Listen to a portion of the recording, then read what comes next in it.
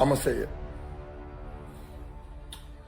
I think it'd be okay if Adam Silver accepts that they don't have to play no more after halftime.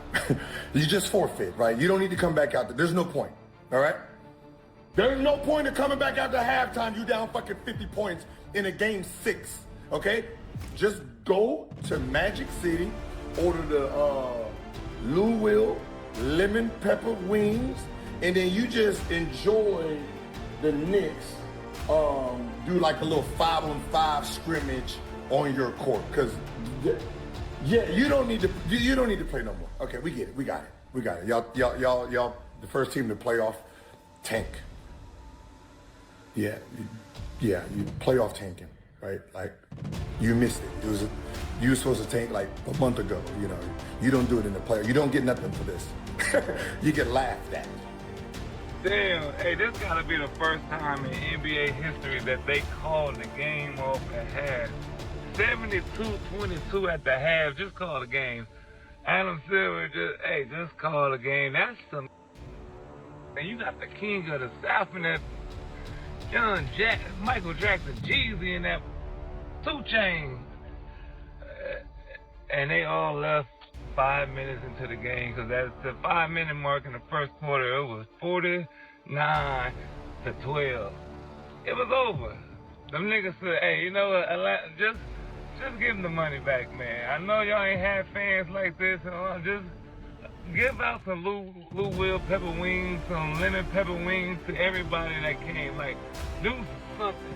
T.I. make a song for the fans or something. Just say, I know the Lord, like, freestyle. Our 2 Chainz, all y'all come together and make a Atlanta single for niggas that came to the game. I want Lil Jon on that, Lil Scrappy, Jeezy, everybody but Gucci. I mean, yeah, man. But yeah, man, they out there like, yeah, I thought them niggas came to Atlanta and took that like Jeezy got right. What happened? Oh, same way Pusha did Gucci is what the Knicks did to the Hawks today. They robbed them niggas blind, man. They should go to jail for the yeah. The Knicks should go to jail for shit.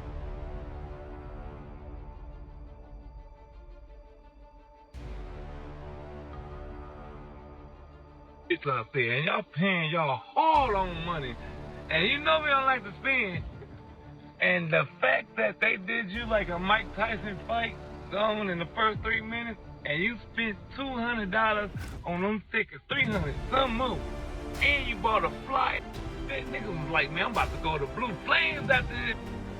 Buying drinks, give me some of those little pepper wings. Niggas didn't even make it to their cheer. They made it to the court side. The game was over. Like, come on, man. God damn. I can't even eat a little pepper wing. Niggas about sat down, looked up at the score. It said 72-12. Ah, man, fuck. Hey, those niggas is the Pusha Knicks, nigga. It's the Pusha Knicks. Josh Hart, nigga. This is Josh, nigga. He put his thumb all in you niggas today. That's what the fuck he did. He said, I'm gonna thumb you niggas today. Cat said, and after all that, you still lost 72-12. After all that. I love the Knicks, man. Thank you, man. Hey.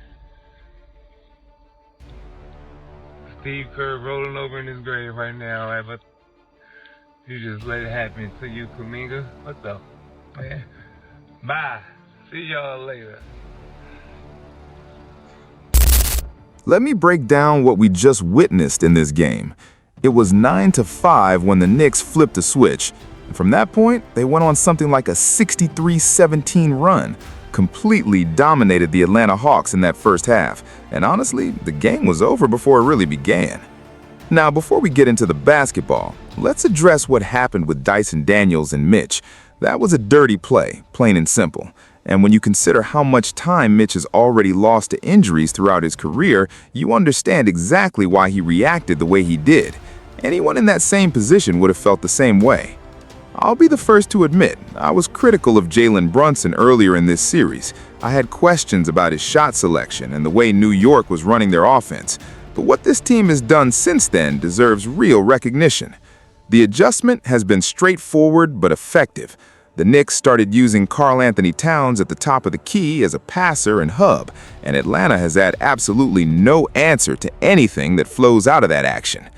Early in the series, it was Brunson dumping it off to Towns, then screening for OG Anunoby as a cutter.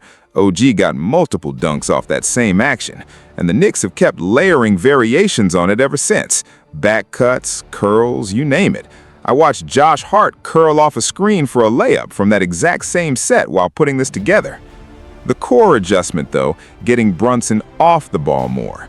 When Brunson doesn't have the rock in his hands, the defense has to turn and find him, which opens up everything else. When he's the primary ball handler the entire possession, the defense can sit back and read him. Coming off screens, moving without the ball, taking higher quality shots within the flow of the game, that's the version of Brunson that's nearly impossible to guard. Shout out to Tom Thibodeau and the entire coaching staff for making that read and sticking with it. And it's not just Brunson. Look at how locked in OG Anunoby has been on both ends. Look at how alive Mikal Bridges has been when the ball is moving. Mitchell Robinson, Towns, everyone. There's a completely different energy when the ball is being shared the right way. It's contagious, and you can see it all over the floor. OG specifically deserves his flowers. His defensive reflexes in this series have been something else. At his best, it genuinely reminds you of prime Kawhi Leonard on that end of the floor, and I don't think that's an overstatement. But offensively, he's been equally impressive. Hitting contested threes, bodying up Jalen Johnson, throwing it down. He's had a dominant series. If you're handing out a series MVP, OG is the guy. That said, everyone has contributed. Jose Alvarado has played with tremendous energy. Dante DiVincenzo came alive. Even the role players have stepped up and delivered in meaningful moments. This has been a complete team effort built on movement, engagement, and shared purpose on both sides of the ball. As for what comes next, the Knicks have favorable matchups ahead if they continue playing this way. They handle San Antonio well. They typically compete against OKC even when the results don't always go their way. And if Orlando handles their business, the team that gave New York the most trouble in the regular season, Detroit, won't even be a factor in the bracket. The path is there. The question is whether they sustain this level of play. As for Atlanta, credit where it's due. They were one of the hotter teams in the league this season, and that's not nothing. But this offseason, they need to add talent and get more out of Jalen Johnson. He has to take what this experience taught him and come back a better player. What happens with Jonathan Kuminga's situation remains to be seen, but there's work to do. Drop your thoughts in the comments. Like, share, and subscribe if you're rocking with NBA Cinema. Until next time, peace.